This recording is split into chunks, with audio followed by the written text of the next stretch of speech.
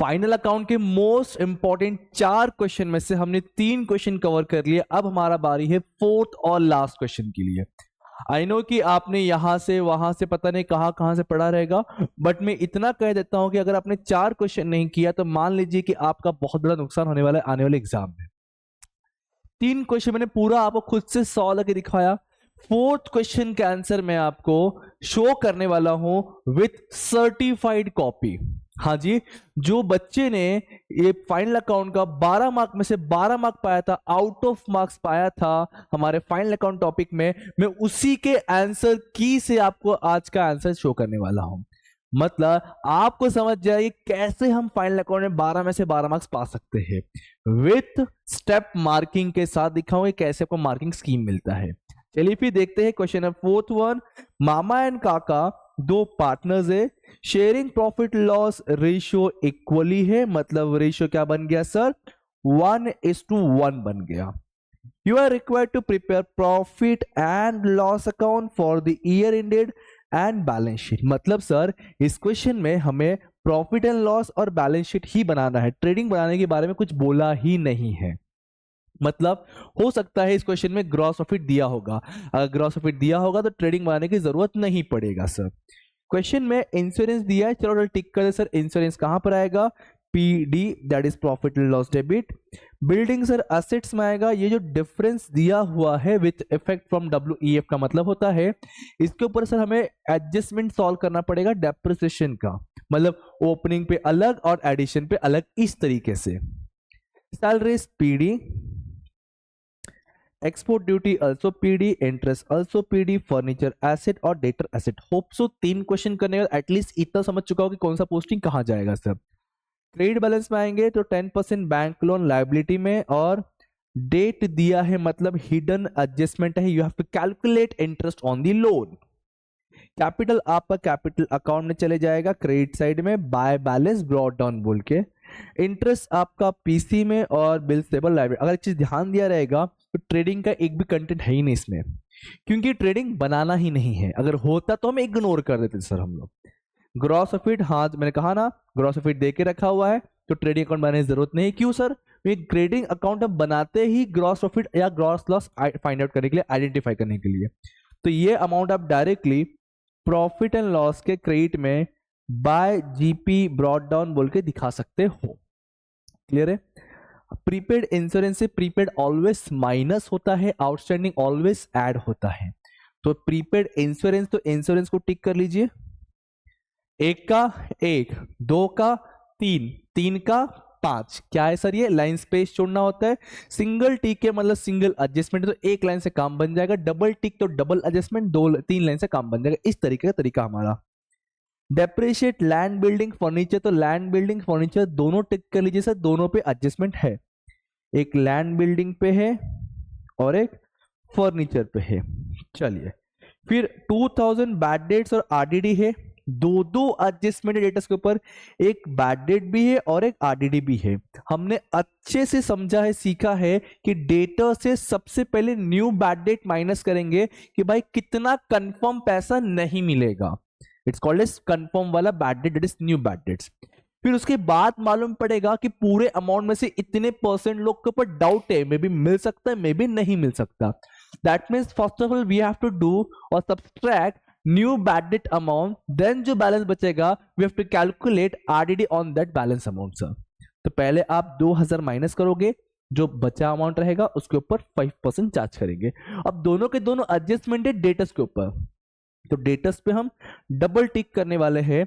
मतलब जब डेटस का हम पोस्टिंग कर रहे होंगे उस वक्त हमें डेटस के पास 3 लाइन छोड़ना है, क्योंकि एक के लिए 1 लाइन, 2 के लिए 3 लाइन लगता है सर हमें एडजस्टमेंट सॉल्व करने के लिए।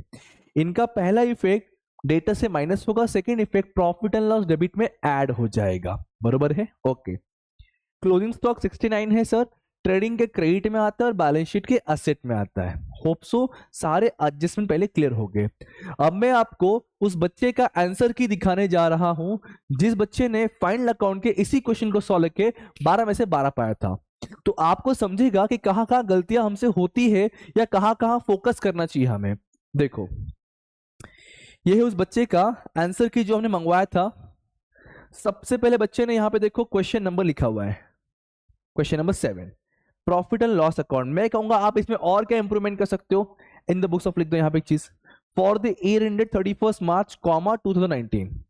अब काफी बच्चे और काफी टीचर्स बोलते हैं साइड का कॉलम यूज नहीं करने का मार्क्स नहीं मिलता। देखो मार्क्स मिल चुका है, आपके सामने की बात है, यहाँ पे इसने फाइल का फॉर्मेट कॉलम्स यूज किया हुआ है और मार्क्स मिला है।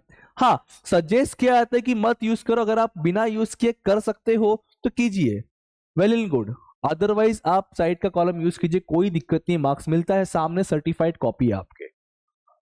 तो आप देख सकते हो इस बच्चे ने, और बहुत लोग कहते हैं कि LESS ही लिखो, इसने माइनस लिखा है, मार्क्स मिला है। सो यस, ये छोटी छोटी चीजें होती है, देखो सिंगल सिंगल टिक किया गया है, और इस तरीके से इस बच्चे को प्रॉफिट एंड लॉस अकाउंट के ऊपर ही टोटल 6 मार्क्स मिल गया। टोटल 12 मार्क का क्वेश्चन था ये, 6 मार्क प्रॉफिट एंड लॉस के ऊपर था और 6 मार्क बैलेंस शीट के ऊपर था। मतलब अगर मान लीजिए आपका प्रॉफिट एंड लॉस एक्यूरेट एकदम राइट है और बैलेंस शीट में कहीं गड़बड़ हुआ है, तो पहले यहाँ 6 मार्क फिक्स हो गया, उसके बाद यहाँ जितना राइट रहेगा उस पर उतना तुमको मार्क्स मिलता रहेगा। ऑन एन एवरेज मैं कहूंगा इसके ऊपर हाफ मार्क, इसके ऊपर हाफ मार्क, इस तरीके से आपका आंसर था। मतलब इसके ऊपर देखो, इसके ऊपर हाफ मार्क, इसके ऊपर हाफ मार्क्स, इस तरीके से इसका कैलकुलेशन था। 1/4 मार्क्स होता है, 1/2 मार्क्स होता है, मतलब हाफ मार्क्स होता है, इस तरीके से कैलकुलेशन होता है किसी भी पेपर के चेकिंग के टाइम पे सर। अब देखो इस बच्चे ने प्रीपेड था तो प्रीपेड माइनस किया, जो चीज माइनस करना होता है उसको ब्रैकेट में प्रेजेंट किया, उसको ब्रैकेट में प्रेजेंट किया, और जब ये कैलकुलेशन यहाँ खत्म हो रहा है तो यहाँ पे नीचे अंडरलाइन कर दिया। आप देख सकते हो छोटी छोटी चीजें हैं बट हम इनको इग्नोर करते हैं, और यही इग्नोरेंस हमारा जो है आउट ऑफ प्लान से हमें रोक देता है। तो सर जब खत्म होता है यहाँ पे नीचे अंडरलाइन किया और यहाँ पे ट्रांसफर हो गया। अब इसके बाद यहाँ पे डेप्रिसिएशन दो चीज के ऊपर था, इसलिए इसने कंबाइन किया। आप चाहो तो अलग अलग भी कर सकते हो बट ध्यान से सही तरीके से लिखेगा। तो यहाँ पे इसने 2 डेप्रिसिएशन लिखा, बार बार 2 लिखने की जरूरत नहीं, इसको टाइम बचा है इसने, क्योंकि यहाँ पे 2 डेप्रिसिएशन लिख के अंडरलाइन कर दिया। इसका मतलब है कि ये हेडिंग है, इसके अंदर ये सब हेडिंग है, बरोबर। बैड डेट्स वाला आप पूरा खानदानी एडजस्टमेंट लिख सकते हो, बट इसमें था नहीं ज्यादा कुछ, इसमें सिर्फ 2 ही चीज था, दोनों के दोनों न्यू था, तो दोनों को यहाँ पे इसने ऐड करके दिखा दिया। अगेन मैं बोल रहा हूँ ये ऐड वाला पार्ट तो ब्रैकेट नहीं लिखा है, सिर्फ माइनस वाले के लिए ब्रैकेट शो करना होता है, और जब ये काम खत्म होता है यहाँ पे नीचे अंडरलाइन होता है, बरोबर है। टू इंटरेस्ट आ गया, two interest in bank loan आ गया।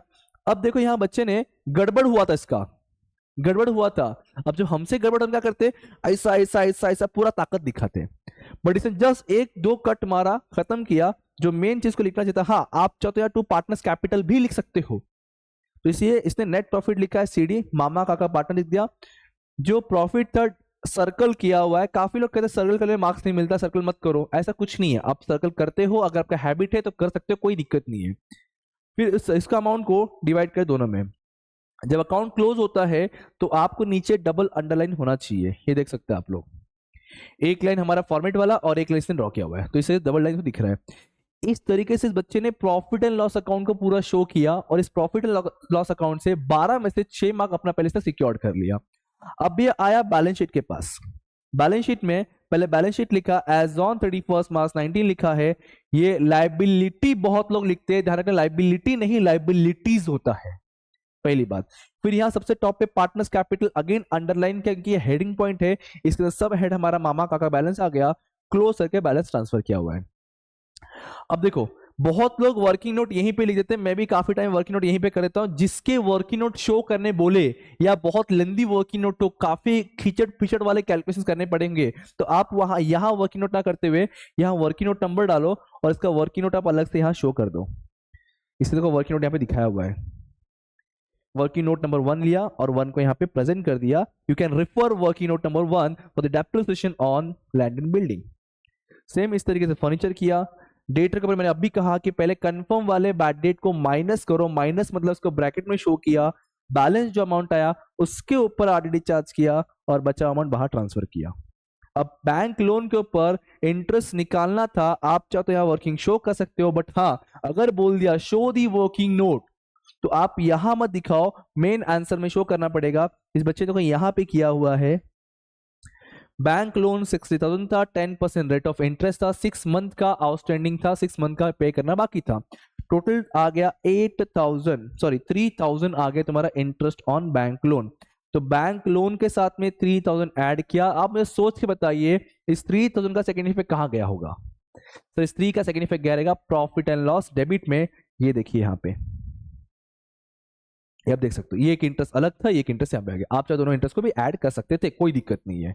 तो इस तरीके से बैलेंस शीट का भी देखो, इसने टैली करने के बाद डबल अंडरलाइन किया और उसमें भी 6 मार्क्स पा गया। इस तरीके से 12 में से 12 मार्क पाए सम पे। तो आई सजेस्ट कि आप सबसे पहले इस सम को ध्यान से देखिए, हमने टिक करके रखा हुआ है। इस क्वेश्चन 4 को आप पहले टिक किया हुए चीजों को समझिए, पोस्टिंग कीजिए, फिर एडजस्टमेंट करो, उसके बाद स्टेप बाय स्टेप आप उसको टैली करने की कोशिश करो और इस बच्चे का आंसर देखो मैच हो रहा है या नहीं हो रहा आपका। तो हमने यहां पे हमारे फाइनल अकाउंट के 4 मोस्ट इंपॉर्टेंट क्वेश्चन सॉल्व कर दिए सर, और उसी में से एग्जाम में आएगा, ये आप बात पे हमारी भरोसा कर लो, क्योंकि एग्जाम में हमेशा वही आया है जो हमने डिस्कशन किया है या आपने पढ़ा है। Yes sir no. तो अभी भी हमने 4 क्वेश्चन किया, इसी की तरह क्वेश्चंस आपको आने वाला है, बस अमाउंट कहीं चेंज हो जाएगा, कहीं नाम चेंज होगा, अदरवाइज पूरा क्वेश्चन सिमिलर होगा। वी कॉन्सेप्ट कभी चेंज नहीं होता है। सो इसलिए आप कुछ भी कर लो, बट ये 4 क्वेश्चन तो हमें अच्छे से करने ही पड़ेंगे।